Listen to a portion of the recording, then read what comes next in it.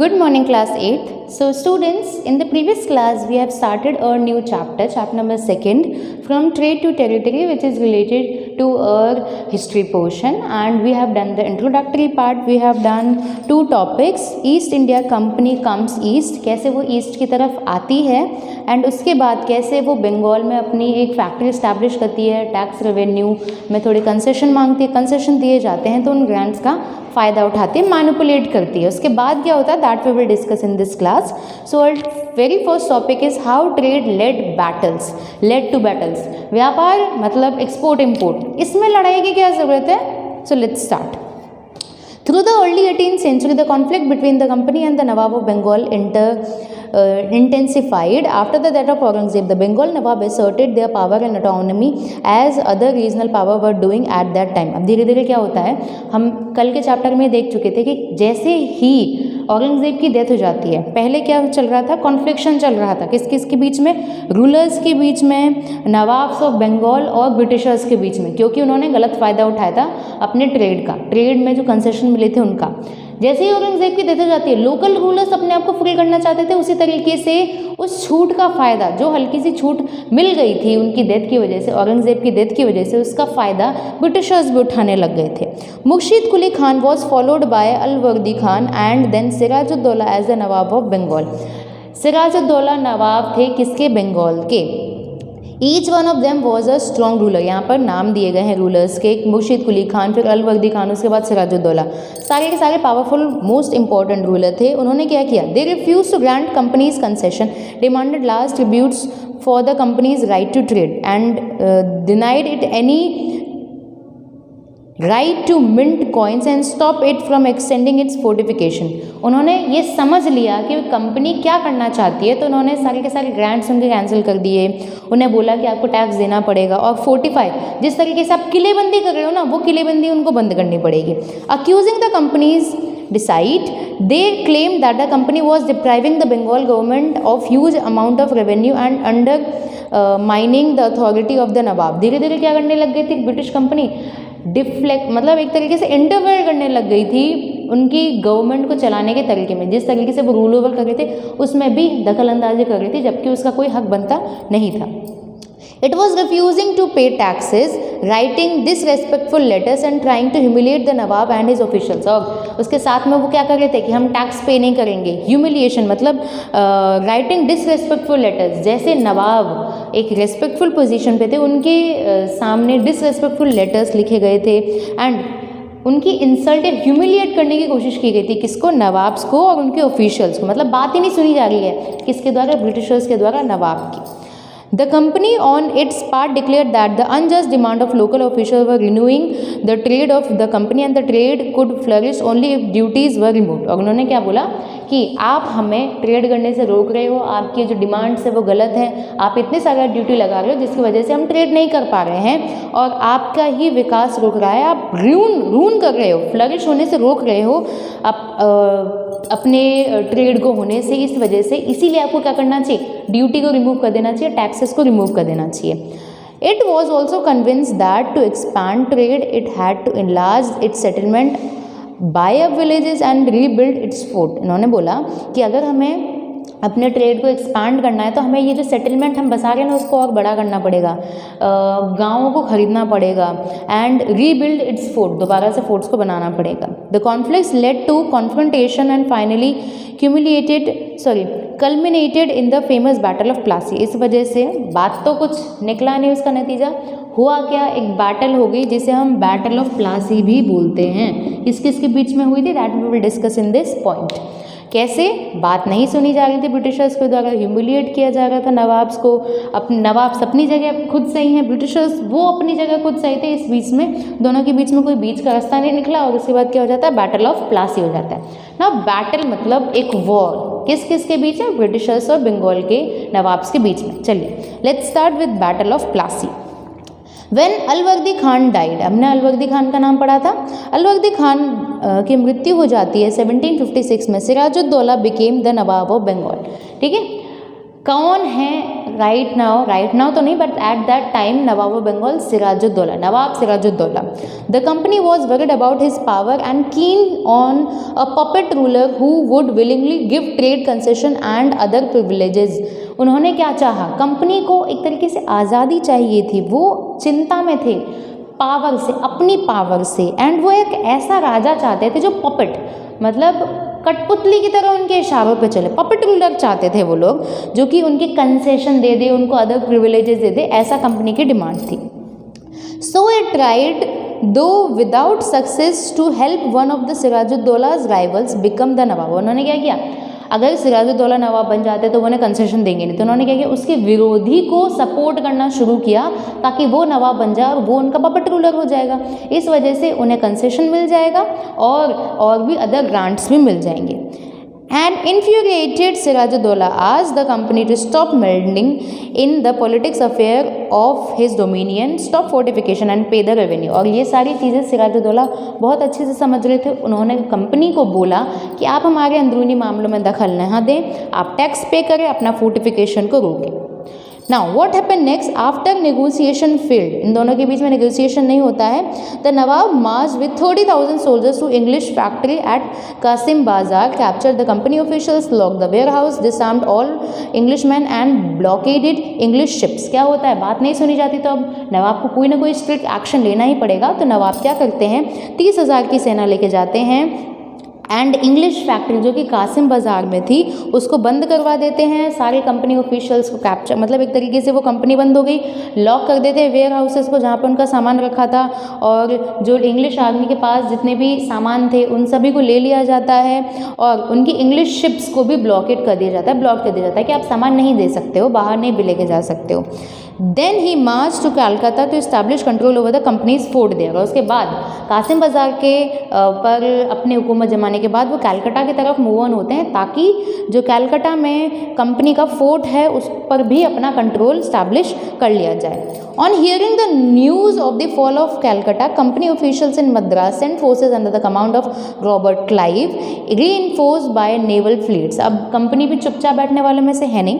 Company ने क्या किया, उन्होंने भी जैसे वो कलकत्ता में हार गई, ये न्यूज़ सुनने के बाद उन्होंने मद्रास से अपने जो सोल्जर्स थे उनको भेजा ताकि और उनके हेड कौन है यहाँ पर, रॉबर्ट क्लाइव हैं. Reinforce the naval fleets.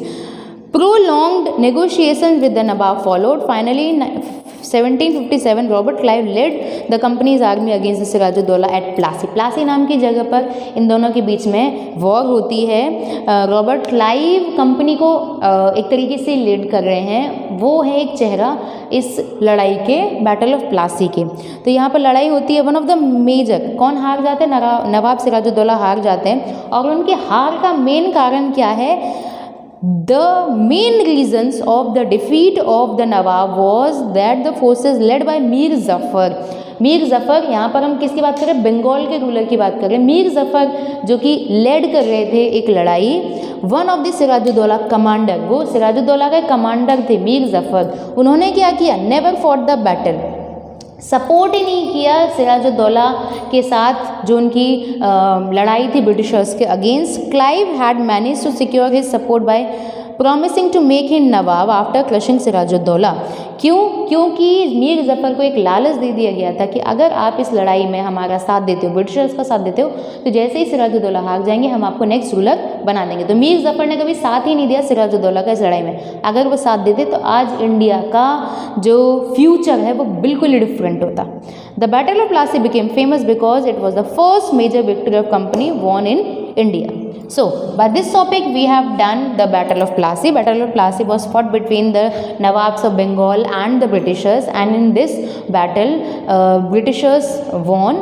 And what happened next? The company officials became Nawabs. देखिए अब इसके बाद क्या होता है, इसके consequences देखते हैं. मीर ज़फ़र ने साथ नहीं दिया, नवाब सिराजुद्दौला का नवाब सिराजुद्दौला हार जाते हैं. मीर ज़फ़र किसके साथ जाके मिल गए थे, मीर ज़फ़र जाके मिल गए थे ब्रिटिशर्स के साथ.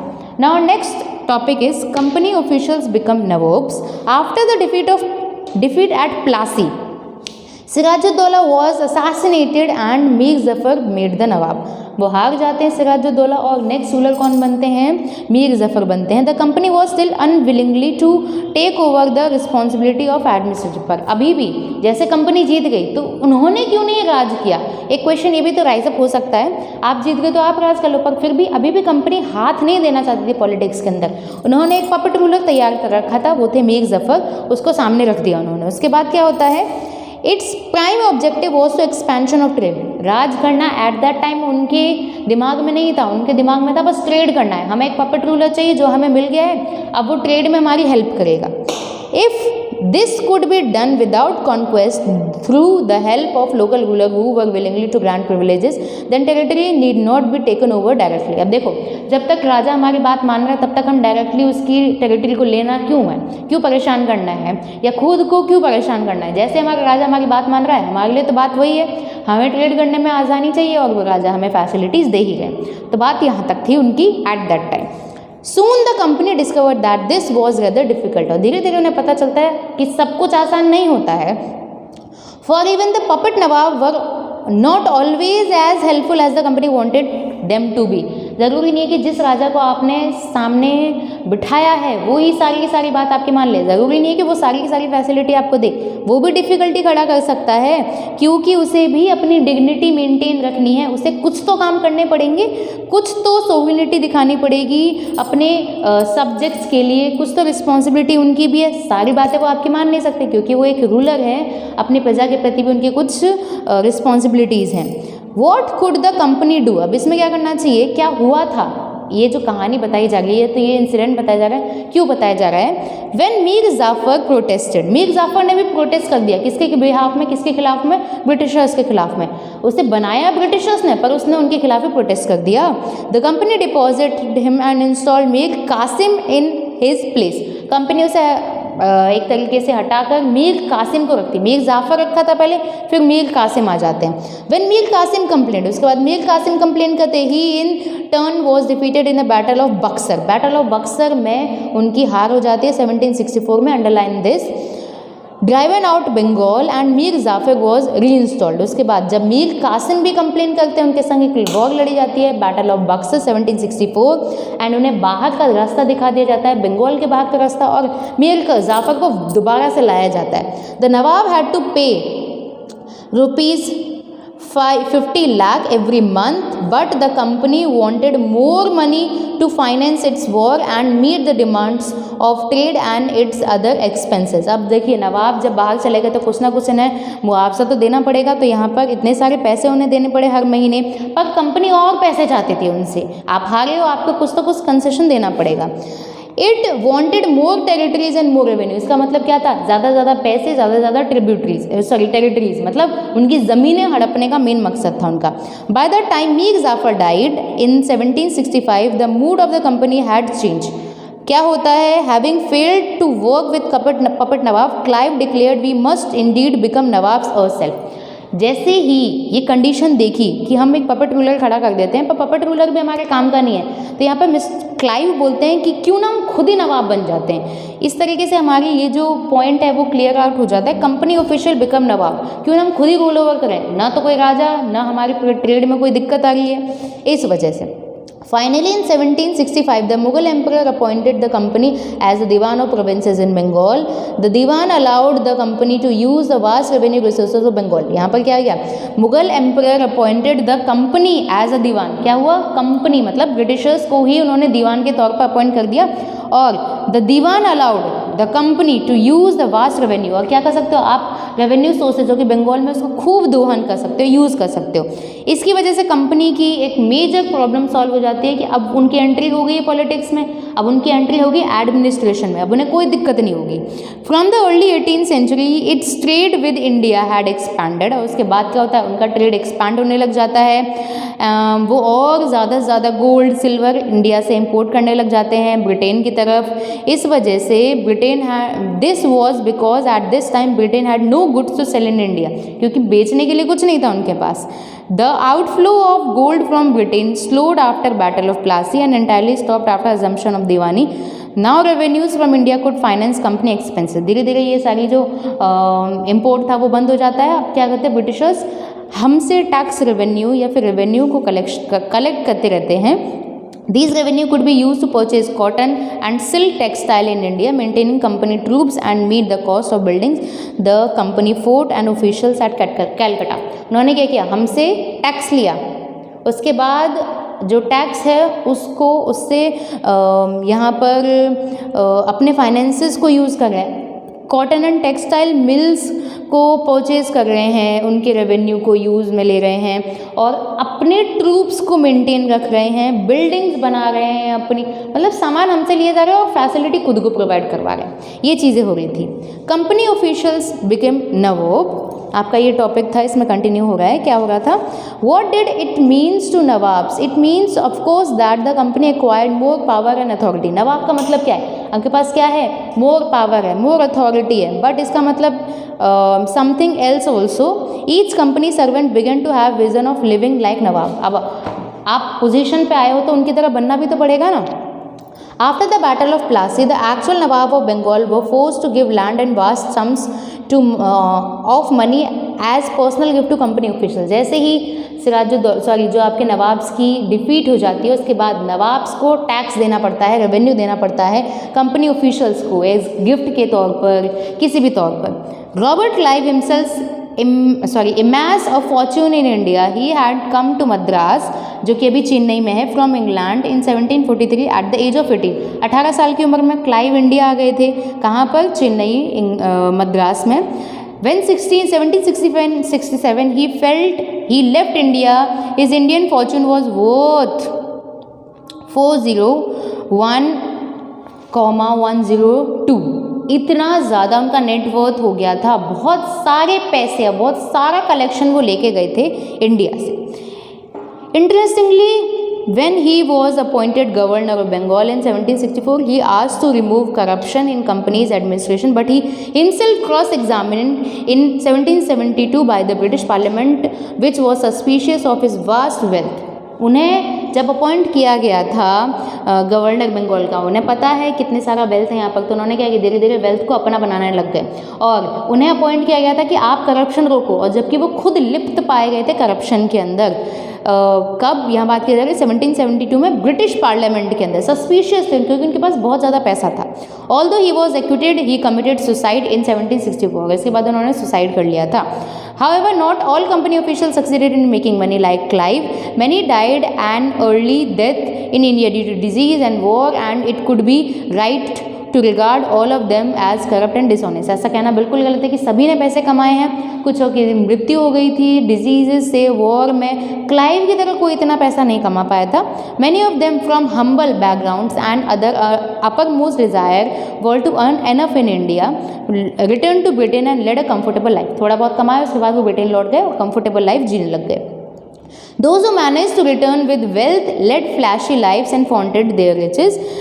They were called Nawabs, and Anglicite version of the Indian word Nawab. They were often seen as upstarts and social climbers in British society and were ridiculed or made fun in plays and cartoons. यहाँ पर बात की जा रही है Britishers की कि उन्होंने खूब सारा पैसा कमाया, ब्रिटेन की तरफ जा रहे हैं। They were called Nawab. Version Indian word में जो नवाब को एक तरीके से डिनोट किया जाता है, उसका उन्होंने फन बनाया था वहाँ पे जाके। नाउ कंपनी रूल एक्सपैंड, हमने ये देखा कि फर्स्ट वॉर हो गया है जिसमें कंपनी जीत जाती है, first battle of Plassey fought between the Bengal of nawab of Bengal and Britishers, जिसमें ब्रिटिशर्स जीत जाते हैं। मेजर क्लाइव इनको हेड कर रहे थे। डेट्स बता दी गई, बैटल ऑफ बक्सर की डेट, बैटल ऑफ प्लासी की डेट। अब हम लोग हमारे नेक्स्ट टॉपिक की तरफ बढ़ेंगे जो कि है कंपनी रूल एक्सपेंड। कैसे इनका जो रूल था वो बढ़ता ही गया, जिस वजह से उन्होंने बहुत सारे एरियाज़ पर रूल ओवर करना स्टार्ट कर दिया था। That we will discuss in the next class. So that's it for today's class. Thank you.